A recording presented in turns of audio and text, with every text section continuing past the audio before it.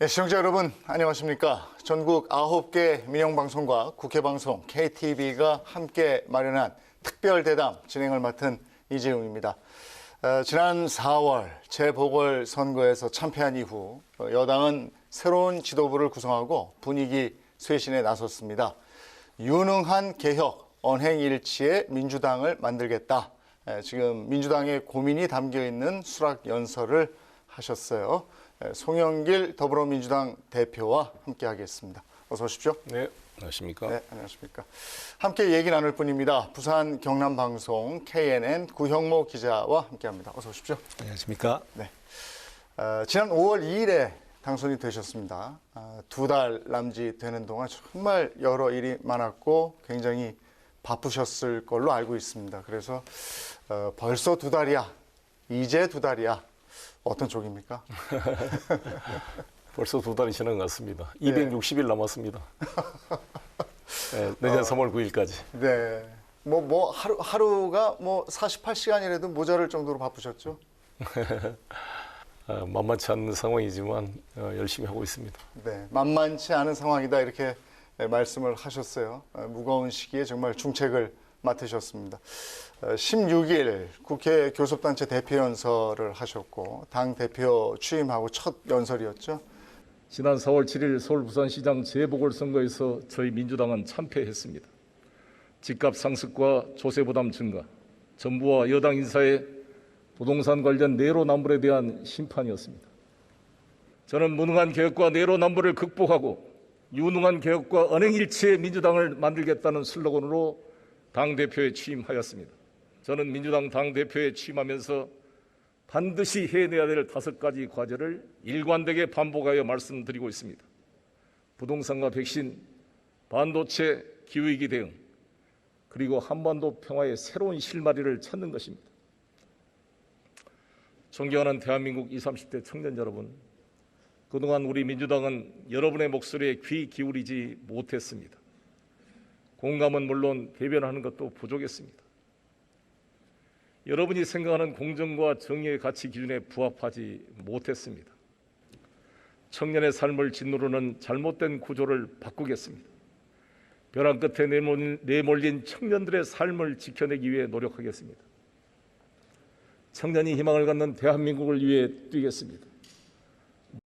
연설하고 나면 관련 기사들이 막 쏟아져 나오는데 전에는 적폐, 개혁, 소통 이런 단어들이 줄을 이뤘다면 이번에는 내로남불, 부동산, 무능, 청년 이런 단어들이 많이 등장을 했습니다.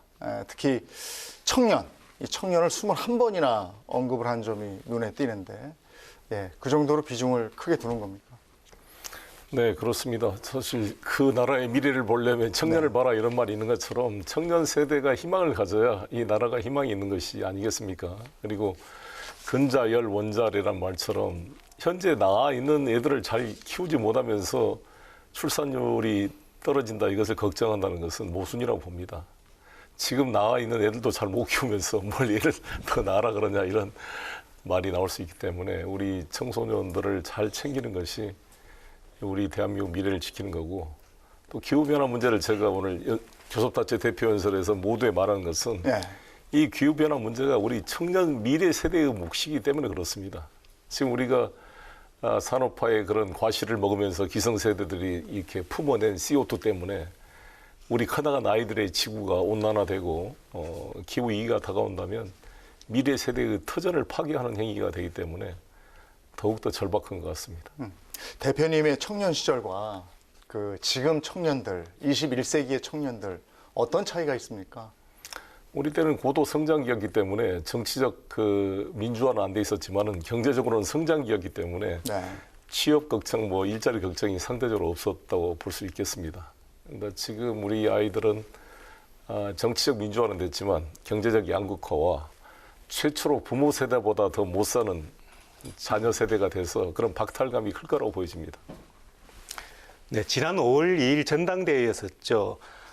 송 대표님께서는 친문 핵심으로 통하는 홍영표 의원을 0.59%포인트라고 하는 아주 근소한 차로 누르고 당선되셨어요. 이를 두고 이번 도전이 당권 도전 그러니까 네 번째 16년 만에 도전이셨는데 아무래도 감회가 좀 남다르겠습니다. 이를 두고서 정치권에서는 그 민주당이 친문보다는 쇄신을 택했다 이런 평가도 나오고 있는데, 근데 야권에서도 큰 변화가 있었습니다. 이번에 그러니까 30대 영선 의원인 그 국민의힘 이준석 대표의 등장이 바로 그것인데요. 최근에 이렇게 대표 만남을 통해서 공식적인 만남을 통해서 이렇게 회동도 하셨는데 야권 카운터 파트너로서 이준석 대표 어떻게 평가하십니까? 저는 뭐 진짜 전폭 환영이고 잘 된 것 같습니다. 축하를 드렸고요. 이준석 대표는 단순히 젊어서 된 것이 아니라 네. 스스로 탄핵의 강을 넘은 용기를 보여줬고 또 5.18 민주화 운동에 대한 편견 없는 확실한 수용 이런 것들이 상당히 좀 달라 보였습니다. 그중에 수구 꼴통 이미지를 보였던 국민의힘의 모습을 전환시키는 데 기여했다고 보여지고요. 또 하나 그런 세대 교체의 면과 그런 이념적인 탄핵의 감을 넘어서는 그런 게 있었다고 보여지고, 마지막으로는 이 야권 지지자들이 전략적 선택을 했다. 그러니까 정권 교체를 위해서는 30대 청년을 당대표로 세울 만큼 절박한 어떤 전략적 필요가 느껴졌습니다. 그에 비해서 저 같은 경우는 더 어렵게 당선된 거죠. 왜냐하면 주류 세력들이 저를 밀지 않았고 비주류가 됐는데, 윤보선 민주당 구파, 장면 신파 간의 대립 이래로 구파의 후계자인 김영삼 상도동, 신파의 후계자인 김대중 동교동 간의 대립, 그리고 친노 친문에 이르기까지 우리 민주당의 양대 계보가 아닌 제3의 세력이 풀뿌리 당원을 가지고 당선된 경우는 송영길이 처음이라 그럽니다. 그런 의미가 있다고 봅니다. 그래서 민주당이든 국민의힘이든 서로 변화를 선택했다. 그래서 저는 진심으로 이준석 체제 등장을 환영했고, 둘이 언제 식사 한번 하기로 했습니다. 처음 봤을 때 느낌은 어떠셨습니까? 대표가 원래- 된 이후에 봤을 때. 누구? 대표가 이준석 이준석 대표가 대표님. 되고 대표들끼리의 첫 만남에서. 뭐 원래 생각한 것처럼 좋았습니다. 이렇게 대화가 되고, 특히 둘이 합의했던 것은 억까하지 말자, 억지로 까지 말자. 뭐 양당에서야 뭐 대변인, 뭐 최고위원들끼리 뭐 말꼬리 잡고 그런 게 있겠지만, 적어도 우리 당 대표끼리는 억지로 까지 말고 상호 존중하면서 그 내용을 보고 토론을 하자. 개혁과 반성, 남의 잘못을 지적하면서 자기 잘못을 합리화시키지 말고 우리 서로가 자기를 돌이켜 보면서 개혁과 혁신 경쟁을 통해 국민께 봉사하는 정치를 해보자, 이렇게 이야기했습니다. 사실 그동안 20대 청년 이러면 진보, 민주당 이렇게 돼 있었잖아요. 근데 요즘은 그게 깨졌다는 생각도 드는데 왜 그럴까요? 뭐든지 한때의 진보가 계속 진보일 수는 없잖아요. 구르지 않는 돌은 이끼가 끄는 것처럼 한때 역사의 진보가 또 역사에 또 오히려 발목을 잡는 세력으로 전환될 수가 있기 때문에 항상 그것은 변화 발전해 가는 것이라고 보여집니다. 그래서 저희가 이준석 등장을 통해 우리 민주당이 보다 쇄신할 수 있는 자극과 그 계기가 된다고 보여집니다. 그리고 20대 청년들이 뭐 국민의힘 지지한 것도 저는 뭐 긍정적인 것이고요. 서로 나누어 지지해야지 어느 한쪽으로 일방적으로 되는 건 좋지 않다. 특히 이준석 대표가 광주와 호남 지역을 자주 찾는 것은 저는 좋게 보이더라고요. 우리 동네를 침범해? 이걸 막자, 이런 개념보다는 어느 이런 제1야당, 집권 여당이 어느 특정 지역을 배제하고 포기하는 정당이 돼서는 국민 통합에 좋지 않다. 그래서 저는 우리 국민의힘이 우리 호남 지역에 많이 애정을 쏟는 것에 대해서 저는 전폭 환영하고, 저 역시 이 부산 명예 시민 그리고 부울경과 이 대구 경북에 대해서 애정을 가지고 열심히 뛰고 있습니다.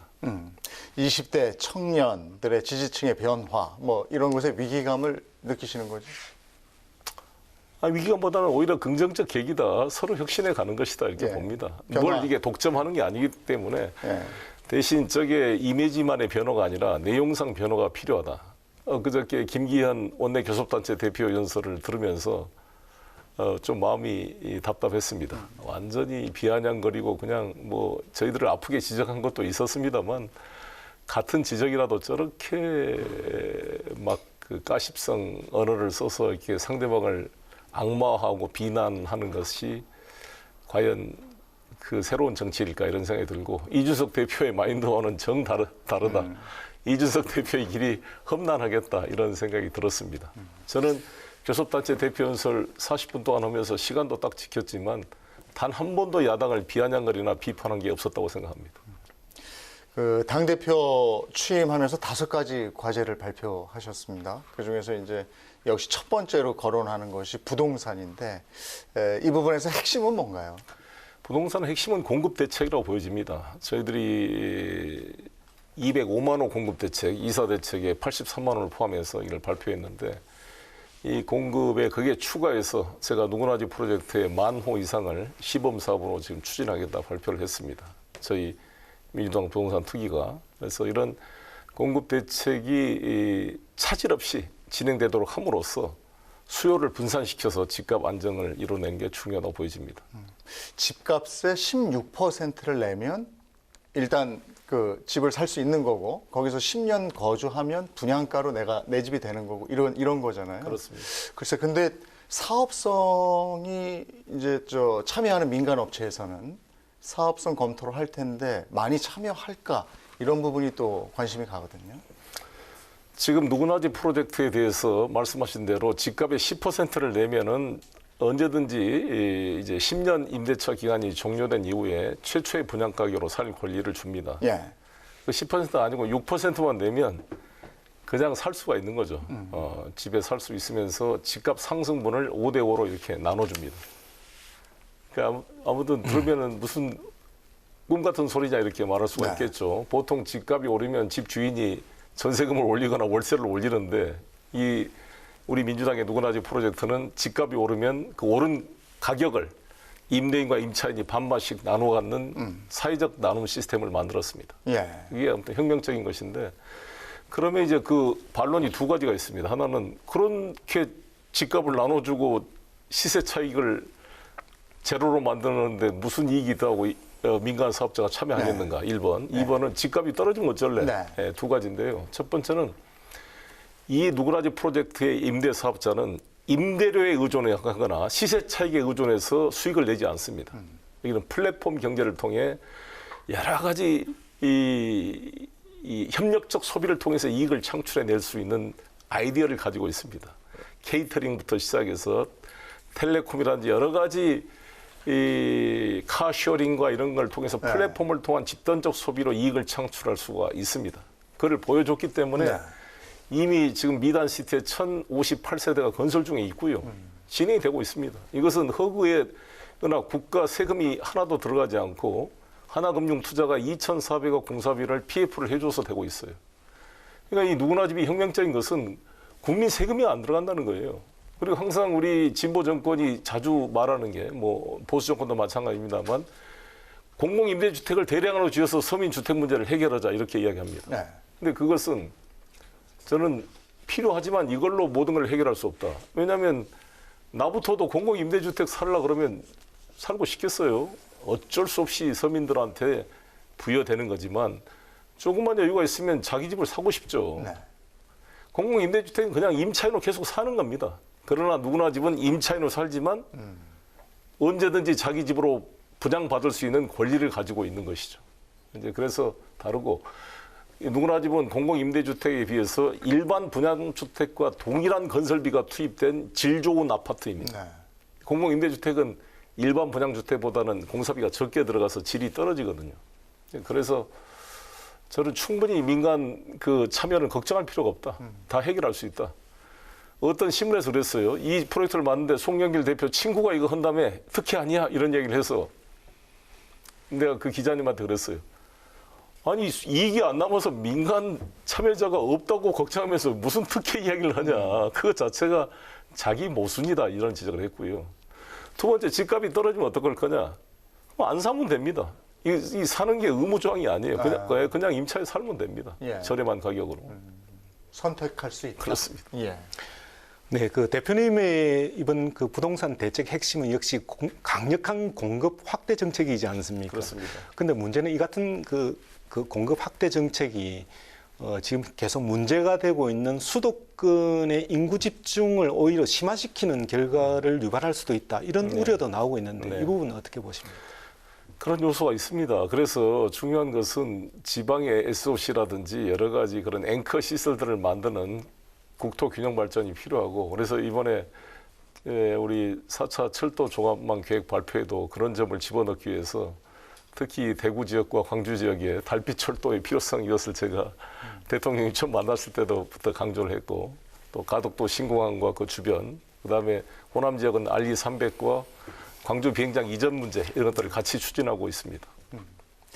그 공급과 함께 또 규제 완화도 한 축이지 않습니까? 근데 그 민주당 정책 방향하고 이게 결이 다르다 보니까 당내 반발도 적지 않았다고 들었는데 그건 어떻습니까? 그 양도세 현실화와 종부세 일가구 1주택 일부 조정인데요. 이것을 이제 뭐 정의당이나 일부 진보 시민단체는 이게 부자 감세 이런 프레임으로 이야기하는데 그게 아니고요. 지금 일가구 2주택자는 종부세가 3%에서 6%로 오릅니다. 네. 엄청난 세율이 오른 거예요. 그리고 일가구 2주택자는 종부세 부과 기준이 6억입니다. 6억 이상이면 계속 부과가 되기 때문에 2주택 이상자는 엄청나게 많이 내게 돼요. 그래서 1조 5천억 규모의 종부세 세수가 올해 5조 8천억까지 늘어납니다. 네. 근데 그중에 일가구 1주택자는 약 18%인데 그 일가구 1주택자로부터 거둔 종부세 세수 총액이 전체 종부세 세수 총액의 3.4%, 한 1,900억밖에 안 됩니다. 네. 근데 이것을 이제 2%로 조정하자는 것은 종부세 대상이 너무 늘어나니까, 그럼 이게 일종의 일반세화되면 안 되는 거 아닙니까? 재산세를 내고 있는데 또 종부세를 내라는 거니까. 그래서 2%로 제한하게 되면 약 650억 정도가 이제 감액이 됩니다. 네. 그래서 제가 5조 8천억 거치는데 650억 조정한 걸 가지고 부자 감세라는 것은 말이 안 된다. 양도세는 우리가 재산세를 이제 6억에서 9억으로 만들었잖아요. 네. 이게 공시지가 기준입니다. 그럼 양도세는 실거래가 기준이기 때문에 공시지가 9억은 약 실거래가로 12억, 13억이 돼요. 그래서 지금 9억에서 12억으로 현실화 시켜주자. 양도세 1가구 1주택에 대해서. 왜 그러냐면 1가구 2주택 양도세는 65%까지 올라갑니다. 네. 1가구 3주택자 양도세는 1년 미만에 양도할 경우에는 75%까지 중과가 돼요. 그러니까 말씀드린 대로 진짜 부자인 다주택자들은 양도세나 종부세가 훨씬 중과되고 있는 거고, 1가구 1주택자에 대해서 양도세, 종부세를 일부 조정하는 것이다. 네. 이렇게 말씀드리고 있습니다. 당내 이견이 있던 분들도 어느 정도 이제 공감을 하는 분위기입니까? 우리가 아시다시피 정책 토론을 통해서 찬반 투표를 했습니다. 네. 그래서 과반수 이상으로 다 통과가 돼가지고 이제 이렇게 추진되고 있습니다. 예. 그 부동산 정책에 대한 의지를 단적으로 보여주는 것이 그 민주당 의원들에 대한 부동산 전수조사였습니다. 읍참마속이라는 표현이 날 정도인데 해당 의원 또 지지자들의 반발도 있었던 것으로 알고 있고요. 어떻게 정리가 됐습니까? 뭐 하루아침에 되지는 않지만 12분의 의원님들이 사실 너무 마음이 아프죠. 제가 보더라도 너무 경미한 사안도 있고, 오늘 양이원영 의원님이 그 탈당 공고를 통해 제명 조치를 오늘 했는데 그분은 어머니에 관한 사안이고 어떤 기획부동산에 좀 사기당한 피해자이기도 한데 그런 것도 있고, 윤재갑 의원님도 뭐 부인이 하는 10평짜리 주말농장 산 걸 가지고 농지법 위반으로 넘어온 것도 있고, 뭐 우상호 의원은 다 알려진 것처럼 어머니 묘소 헌가를 가지고 그렇고, 그래서 이게 저는 경찰에 가면 다 밝혀질 텐데, 단지 저희가 이것을 극약 처분을 한 이유는 무죄 추정의 원칙에도 맞지 않고, 지금 경찰 조사나 검찰 조사가 끝난 것도 아닌데 국민권익위에서 약간 의혹이 있다고 정리된 것에 불과함에도 불구하고 탈당이라는 극약 조치를 한 이유는 워낙 우리 국민들께서 불신이 심하고 또 내로남불 이런 이미지 때문에 정말 제가 안타깝게 호소를 한 거죠. 국민과 똑같이 집권당의 외피를 벗고 똑같은 국민과 함께 수사기관에 가서 해명을 하시고 깨끗하게 누명을 벗고 돌아오십시오. 이런 조치를 취하게 된 겁니다. 예. 탈당 권고를 했는데 탈당하지 않으면 그러면 어떻게 되는 겁니까? 지금 뭐 그거를 가정으로 말하면 너무 야박하고, 현재 12분 중에 6분이 탈당계를 냈고요. 예. 이번에 두 분 비례대표는 제명 처분을 오늘 지난 주에 의원총회를 통해서 이제 결정을 했습니다. 나머지 네 분이 남아 있는데 이제 선당 후사 차원에서 설득이 될 걸로 생각합니다. 네, 부동산에 있어서 이해충돌 문제는 사실 국회의원들도 심각하지만 이보다 더 심각한 게 지방의회, 그러니까 맞습니다. 광역의회나 기초의회 의원들이라고 하는 지적이 많습니다. 네. 이참에 이 같은 부동산 전수조사를 지방의회 의원들에게까지 확대할 그런 계획은 없으신지? 제가 이준석 대표한테 제안을 해서 여야가 합의해서 같이 했으면 좋겠습니다. 이걸 또 먼저 하고 그러면 이거 또 논란이 되고 그래서 지금 이제 국민의힘에서 하도 여론이 이렇게 되니까 이제 국민권익위에 전수조사를 의뢰를 했는데 아직도 가족들의 동의서를 제대로 안 내고 있는 것 같아요. 그래서 다시 한번 촉구를 드리고 처음에 감사원에 조사받겠다 그러시다가 국민권익위로 갔는데 모범적으로 국민의힘이 국회의원 전수조사를 받았으면 좋겠습니다. 그 이후에 제가 이준석 대표를 만날 기회가 있으면 지방원에 대한 전수조사는 여야가 합의해서 같이 하자 이렇게 제안을 해볼 생각입니다. 이번에는 지지율 얘기를 좀 해볼까요? 최근에 국민의힘 지지율이 오름세인데 최근 지지율 추이 어떻게 보고 계십니까? 네, 아무래도 국민의힘이 이제 이준석 효과를 통해 이렇게 오르고 있다고 생각합니다. 저희들도 지지율은 계속 등락을 하는 거기 때문에 많은 국민들께서 송영길 당대표 체제를 보고 변화에 대한 희망을 가졌다 그럽니다. 그런 전화를 많이 받습니다. 민주당이 뭔가 달라지는 것 같네. 완전히 만족스럽지는 않지만 뭔가 좀 쳐다보기도 싫다가 다시 이제 돌이켜보는 분위기가 만들어졌다고 생각합니다. 그래서 저는 양질 전환이라는 이야기를 하는데 양이 일정 정도 축적되면 질적인 전환이 일어난 것처럼 우리 민주당이 이렇게 국민의 눈높이에 다가가고 하나 이렇게 변화된 모습이 축적되면 저는 이제 지지가 다시 회복되는 기회가 다가올 거다 이렇게 생각합니다. 네, 최근 영국에서 열린 G7 정상회담에서 비친 그 문재인 대통령의 모습을 보자면 저도 국민의 한 사람으로서 아주 뿌듯하고 어떤 자부심이 이렇게 느껴지는데요. 이번 그 G7 정상회담이 이렇게 문재인 대통령뿐만이 아니라 민주당의 어떤 지지율에 있어서도 아주 그런 긍정적인 효과가 있을 거로 기대되는데 대표님 생각은 어떻습니까? 당연히 그렇게 생각이 됩니다. 근데 아쉬운 것은 우리 언론이 너무 이걸 보도를 잘 안 해주니까 사실 이 엄청난 성과가 있었음에도 불구하고 오히려 이준석 후보 자전거 탄 게 더 많이 나온다고 할 정도로 우리 대통령의 외교 순방 활동이 좀 제대로 평가되지 못하는 것은 안타깝게 생각합니다. 아시다시피 G7에 초청됐지만 사실상 G8 국가로서 대접을 받고 마크롱 대통령이나 바이든 대통령 그리고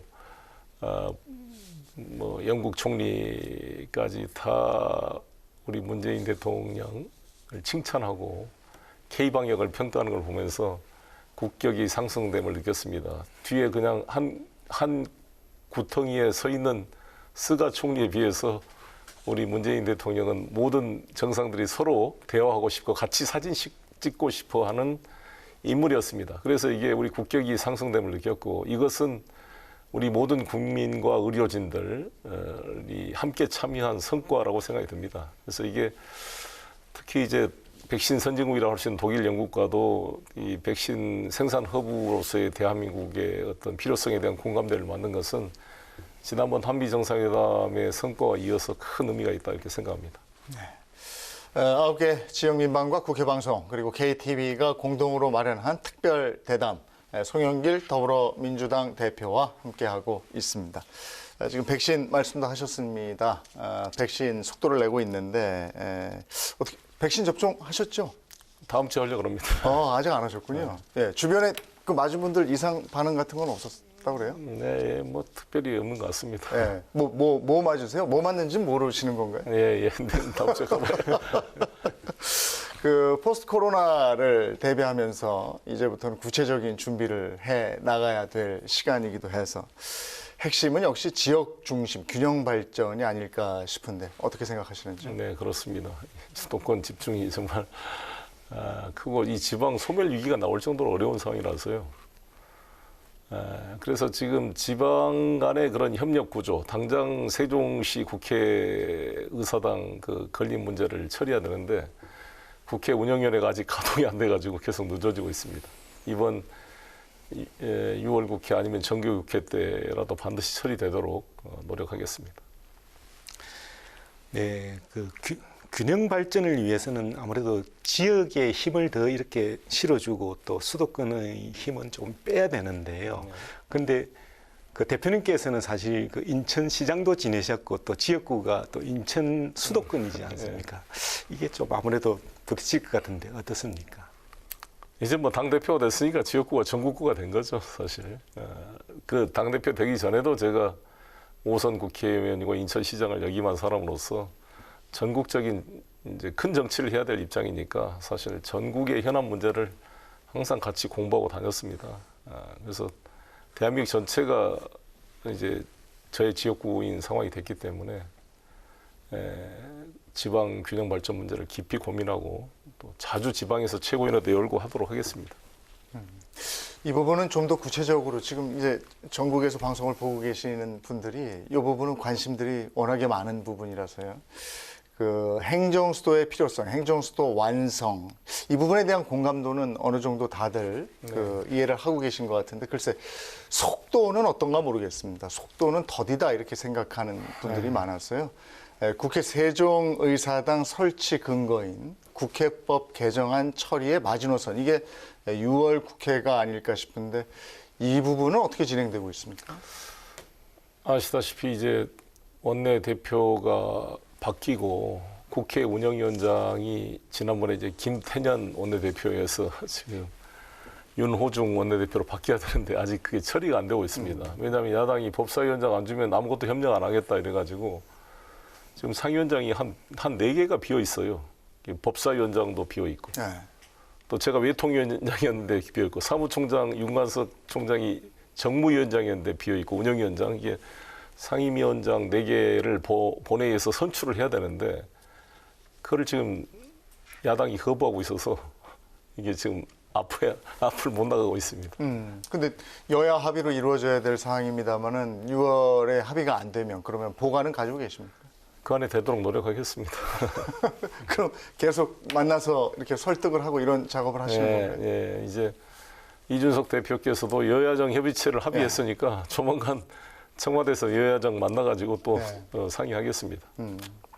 그 대전을 비롯해서 그 대표님 지역구죠 인천, 뭐 충북, 대구, 강원 뭐 이렇게 전국 12개 시도가 K-바이오랩 허브 유치에 뛰어들고 있는데 정부 공모 사업은 지방 분권하고 균형 발전이라는 목표가 있었는데 과열 경쟁에 따른 지자체 간 갈등 또 정치적인 결정에 좌우된다 이런 비판이 많았거든요.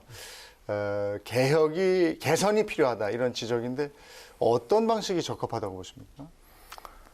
글쎄요, 아무튼 제가 말씀드린 건 제가 어느 지역에 편든 게 없습니다. 저는 워낙 또 뭐 대전, 인천, 뭐 전남, 광주 다 이게 참여를 하고 있어서 제가 관여할 수는 없고 이게 이제 두 가지 필요가 다 있겠죠. 산업상의 그런 필요와 지방 균형 발전의 필요를 어떻게 잘 조화할 것인가의 문제입니다. 근데 한 예를 들면 이제 LG 필립스를 파주에 만들 때 사실 LG는 구미가 경상북도 구미가 고향 아니었습니까? 근데 구미에서 반대를 많이 했죠. 근데 LG 필립스가 인력 공급이나 이것이 아니면 파주했다 아니면 자기들은 중국이든 외국으로 나가겠다 그래가지고 그때 노무현 대통령 때였습니다. 손학규 경기도지사, 김진표 경제부총리, 노무현 대통령 세 분이 그걸 풀어가지고 수도권 뭐 규제 일부 뭐 특례 조항을 만들고 뭐 공장 총량제 이런 걸 막 뚫어서 LG 필립스를 파주에 유치한 바 있거든요. 네. 참 이게 고민되더라고. 이게 이제 만약에 수도권이 아니면 외국으로 가겠다는 것은 지방으로 올 수 있는 게 아니기 때문에 뭐라도 좀 잡아야 될 필요가 있거든요. 그런 것과 또 지방 균형 발전 이 문제가 어떻게 조화하는가가 참 지혜가 필요할 것 같습니다. 기업의 필요도 또 조율을 해야 되니까 그런 부분에 어려움이 또 있네요. 그렇습니다. 그래서 이제 우리가 세제 특혜 같은 걸 주는데 그 효과를 충청도가 많이 혜택을 받죠, 사실. 수도권에 가까우니까 충청도. 근데 그 밑으로는 또 안 내려가기 때문에 세종시로 이게 옮기는 게 국회의사당이나 행정수도가 세종시로 오는 게 그런 의미에서 부울경까지 이제 내려가는데 온도차가 이제 위아래로 그렇습니다. 양쪽으로 확산될 수 있게. 네, 지난 2월 말 임시국회에서였는데요. 가덕신공항 특별법이 국회를 통과했지 않습니까? 네. 대표님께서는 사실 그 인천국제공항이 있는 인천을 지역구로 두고 계시지만 가덕신공항 전도사로 이렇게 통할 정도로 가덕신공항에 대해서 아주 전폭적인 찬성 입장을 보이고 계신데 가덕신공항이 왜 중요하다고 생각하시는 건지요? 일단은 우리 김해공항이 포화 상태에 빠져 있고 또 저녁 11시부터 6시까지 7시간 동안은 야간 통행 금지로 소음 피해 때문에 이렇게 비행기가 올 수가 없어요. 그러니까 병목 현상도 발생하고 부울경 주민들이 해외 여행 가려면 하루를 꼬박 더 소비해야 되는 불이익을 받고 있습니다. 그런 이제 승객뿐만 아니라 저는 더 주목을 했던 게 이제 물류 문제인데 항공 물류가 뒷받침돼야 부울경이 첨단 경제로 갈 수가 있습니다. 우리 인천국제공항 덕분에 셀트리온이나 삼성바이오로직스가 큰 혜택을 보고 있거든요. 근데 그런 것처럼 부울경이 기계, 조선, 원전 이런 중후 장대형 산업에서 뭔가 고부가치 산업으로 AI 산업이나 바이오 이런 첨단 산업으로 가려면 그것을 뒷받침한 항공 물류가 필요한데 김해공항은 한 16만 톤, 20만 톤 채 안 됐어요. 근데 이거를 김해공항을 V자로 8조를 추가로 놓게 되면 그만큼 여유 공간이 없어져서 한 6만 3천 톤 규모로 동네 공항 수준으로 줄어든다는 거예요. 근데 지금 인천국제공항은 화물 처리 용량이 500만 톤입니다. 이번에 4차 단계 되면 600만 톤 이상 증가합니다. 최근 언론을 보시면 아시겠지만 공항에 화물 수요가 엄청나게 폭발해가지고 이 코로나 때문에 여객 수요는 줄어들었지만 화물 수요로 공항이나 대한항공 이런 데가 수익이 남는다 할 정도로 이 항공 화물이 늘고 있습니다. 그래서 저는 이게 가덕도 공항으로 하면 60만 톤 정도 규모가 나옵니다. 화물 처리 용량이. 그래서 부울경 산업을 첨단으로 견인하는데 필수적인 시설이다 이렇게 생각합니다. 한전공대 얘기도 해볼까요? 한전공대는 뭐 문재인 대통령의 공약이기도 합니다만 한전공대 설립에 굉장히 적극적이시잖아요. 이유가 있습니다. 네, 아무래도 한전이 이제 전라도 나주 혁신 도시에 있기 때문에 그쪽이 이제 RE300 그래가지고 재생에너지 단지로 지금 뜨고 있습니다. 그리고 전라도 신안 근방에 한 8.2기가와트 정도 규모로 해상 풍력이 지금 추진되고 있기 때문에 이것은 세계 최대 규모의 집적 단지로 할 수가 있습니다. 그래서 이러한 이제 해상 8기가가 넘는 해상 풍력 발전소가 만들어지려면 100m가 넘는 이 철 기둥이 1000개 이상 필요하고요. 그게 이 날개라고 할 수 있는 블레이드하고 여러 가지 그런 이제 그걸 가동하는 그런 다 기관이 필요할 거 아니겠습니까? 근데 이제 그런 것들에 대한 산업 수요가 엄청나게 큰 거죠. 그래서 이런 걸 하려면 제대로 된 에너지 분야 전문가 수요가 폭발적으로 필요할 것입니다.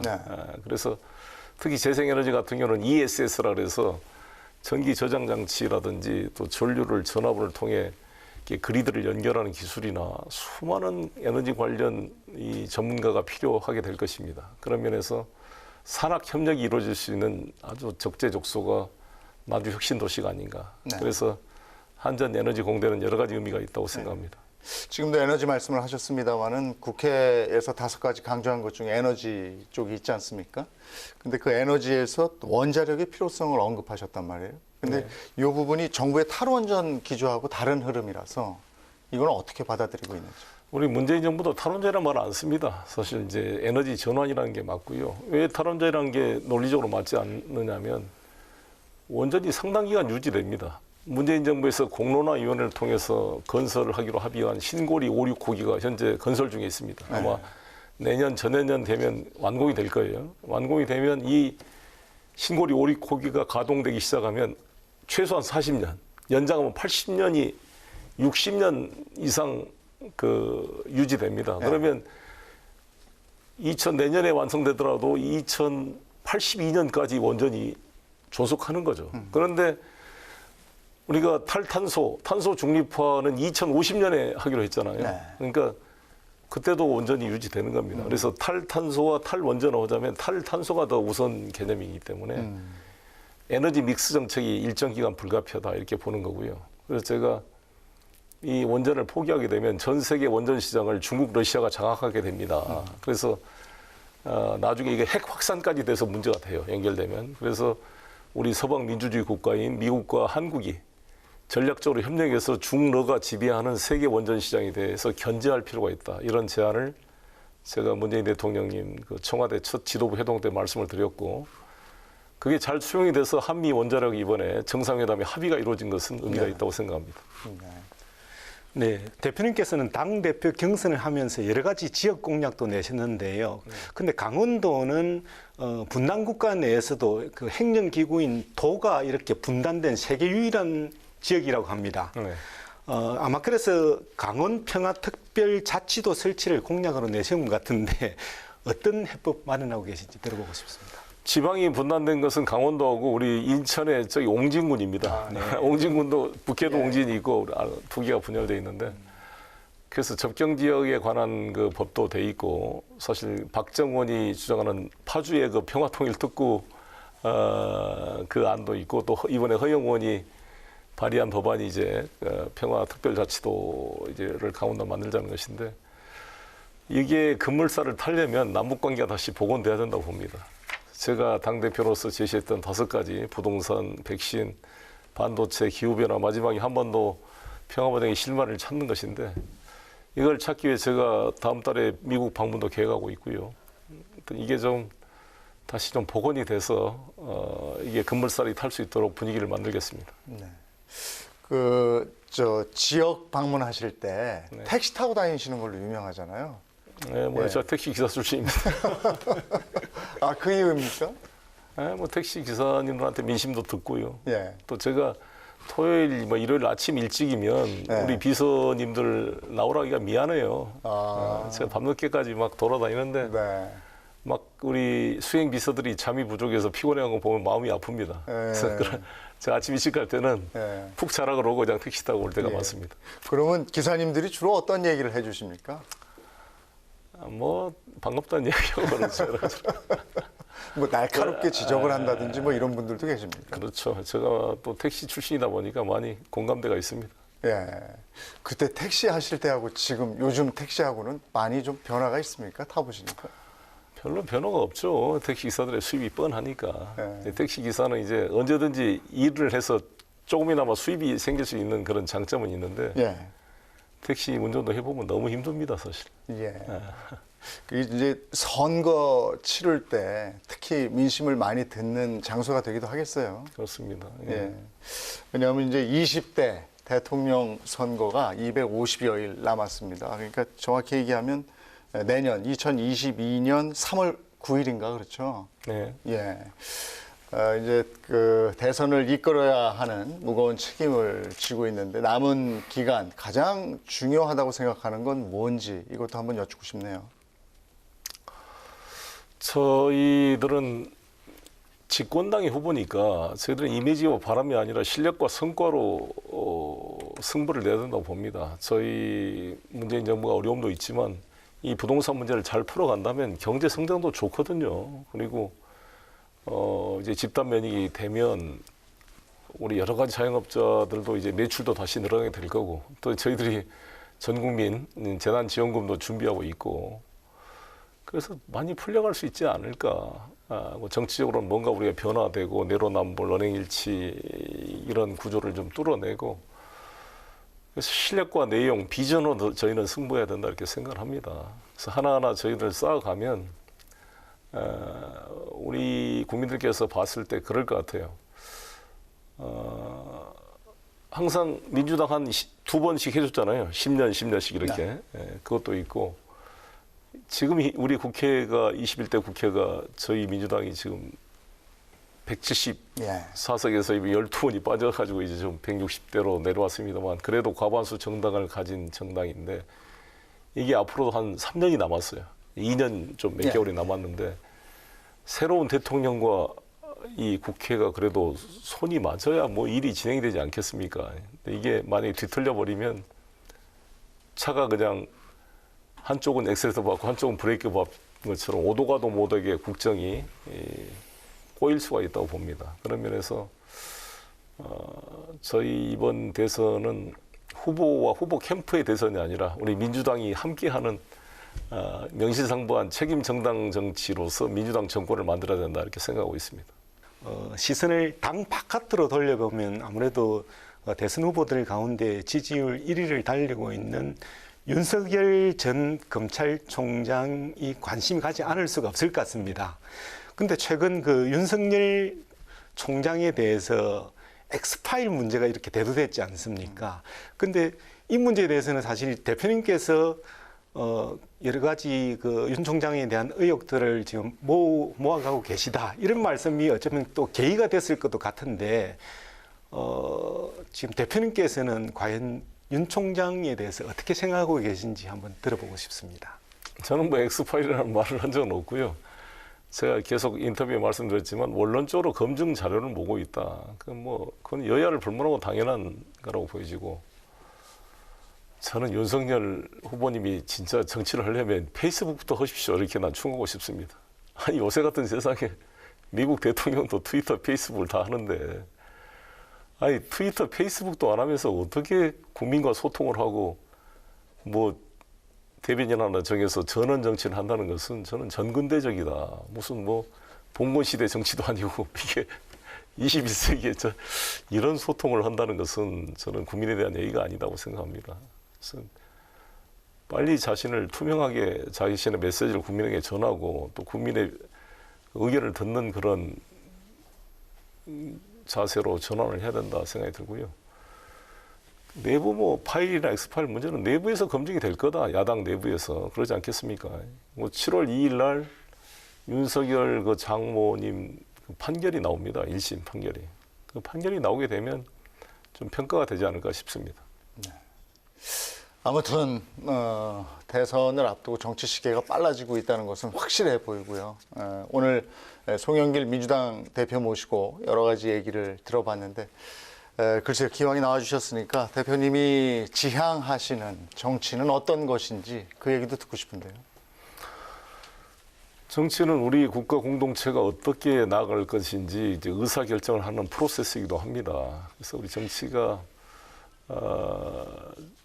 우리 대한민국 전체 국가적 과제, 인류 문명의 전체적 과제에 대해서 비전과 방향을 제시하는 그런 걸로 발전했으면 좋겠어요. 그래서 참 동네에서 싸우는 그런 정치가 아니라 국가의 이익을 대변하고 국민을 대변해서 세계적인 경쟁 속에서 살아남는 그런 글로벌한 정치가 됐으면 좋겠고요.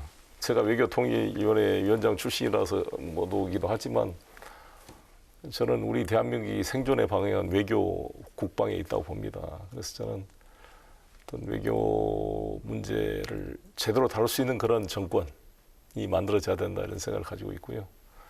전국적으로는 우리 남북 관계는 우리 민족의 생존의 그런 활로기 때문에 우리 헌법이 또 저희한테 명령하고 있는 것이 평화통일이고 그래서 이 민족과 한반도 분단의 문제를 해결할 수 있는 대안을 제시하는 정치가 돼야 된다 이렇게 생각합니다. 근데 다들 열심히 하시는 것 같은데 대한민국 정치인들이 그럼에도 불구하고 국민들이 정치를 얘기할 때, 대한민국의 정치를 얘기할 때 비판하는 이유는, 근본적인 이유는 뭔 것 같습니까? 왜 그러냐면 정치하는 대로 모든 불만이 모이게 돼 있습니다. 정치는 간과 같습니다. 모든 독소나 이런 것들이 이 간으로 와가지고 해소가 되는 거잖아요. 네. 만약 국회에 와서 막 싸우고 이러지 않으면 거리에서 싸울 거 아닙니까? 국회를 없애버리자. 그러면 총통제처럼 북한처럼 뭐 일당 독재로 가든지 아니면 히틀러가 했던 것처럼 국회를 해산시키고 총통이 입법 기능까지 갖는 조직이 되면 조용은 하겠지만 속으로 골마가지고 터지게 돼 있습니다. 그래서 저는 정치가 인기를 갖기가 쉽지 않는 게 하여튼 모든 안 좋은 거는 국회로 다 와서 여기서 막 치고받고 싸우고 타협하고 해야 되는 거 아니겠어요? 닭으로 말하면 모래주머니 같은 거고 우리 이제 간과 같은 기능인데 그래도 우리 정치인의 책임이 크죠. 이걸 얼마나 이거를 이제 하더라도 벌거벗은 그냥 생으로 싸우는 게 아니라 품격 있게 상대방과 타협을 하면서 그걸 조정하는 정치력을 보여주느냐가 중요하다고 생각이 듭니다. 5선 국회의원으로서 당 대표로서 앞으로 계속 정치 일선에 남아있을 사람으로서 내가 송영길이 원하는 정치는 이런 것이다. 그건 뭘까요? 아까 말씀드린 대로 정치라는 것은 타협의 예술이고 가능성의 예술이라고 보여집니다. 옛날엔 총칼로 싸우던 것을 말로 싸우는 거고 또 상대방을 부정하는 것이 아니라 존재를 인정하고 타협해서 결과를 만들어내는 예술이기 때문에 정치는 불가능을 가능으로 만드는 것이고 비스마르크가 말한 대로 역사 속에 사라져가는 신의 옷자락을 잡아채서 기회를 놓치지 않고 활로를 뚫어나가는 것이다 이렇게 생각합니다. 구영문 기자도 1시간 동안 함께해 주셨는데 더 하실 얘기가 있으면 좀 해주시면 좋겠네요. 네, 저도 이번 기회에 한번 대통령제 개헌 문제를 한번 여쭤보고 싶습니다. 최근 당내에서 이렇게 5년 단임제로 되어 있는 대통령제를 1년 줄여서 4년 중임제로 바꿔서 오는 2032년이죠. 그러니까 대통령과 국회의원을 동시에 뽑자라는 그런 제안이 이렇게 제기됐는데요. 대표님께서는 대통령제 개헌 문제 어떻게 보십니까? 지금 단임제도 좀 기형적인 것이죠. 중임제로 가는 게 원론적으로 맞다고 생각하는데 저는 중임제 그것도 중요하지만 가장 중요한 것은 책임 총리제라고 봅니다. 우리나라는 대통령 책임제라고 그러지만은 어떻게 보면 대통령이 국회에 와서 책임을 지는 게 아니잖아요. 국회 출석도 하는 것도 아니고 국회의원의 질문에 대답하는 것도 아닙니다. 그래서 혹자는 대통령 무책임제다 이런 말도 합니다. 대통령은 1년에 시정연설할 때 한 번 국회에 와서 발언하고 가는 거잖아요. 나는 국무총리가 국회에 와서 답변할 때마다 무슨 느낌이 들었냐. 대독총리, 장식총리 이런 생각이 들고 꼭 흥부 생각이 나요. 돈 받고 대신 맞아주는 사람. 막 두들겨 맞는 거잖아요. 야당. 근데 과연 총리가 국정의 총괄 책임 정도의 권리가 좀 부족하잖아요. 실제로. 그래서 저는 우리나라의 헌법상 총리가 국무위원에 대한 임명 제청권을 행사하도록 되어 있습니다. 근데 그게 지킨 적이 거의 한 번도 없을 겁니다. 총리와 국무위원을 동시에 임명 발표하고 사실상 헌법 위반 상태가 보수 진보를 넘어서 지금 관례화되어 있습니다.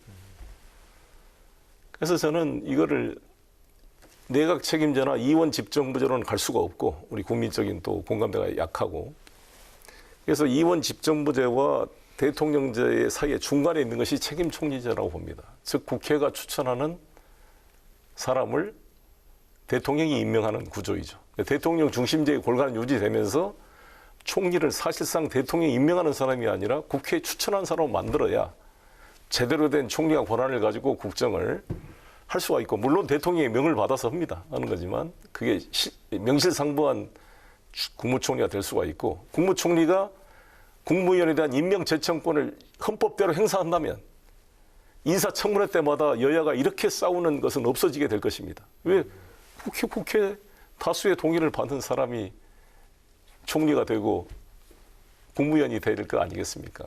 훨씬 행정부와 입법부 관계가 협력적으로 발전해 갈 것이다 이렇게 생각합니다. 네. 요즘 정말 바쁘신데 오늘 이렇게 함께 자리해 주셔서 대단히 고맙습니다. 네. 그리고 구영모 기자도 오늘 수고 많이 해주셨습니다. 9개 지역 민방과 국회방송 KTV가 함께 마련한 특별 대담 오늘은 송영길 더불어민주당 대표와 함께 했습니다. 저는 다음 시간 인사드리겠습니다. 함께해 주신 시청자 여러분 고맙습니다.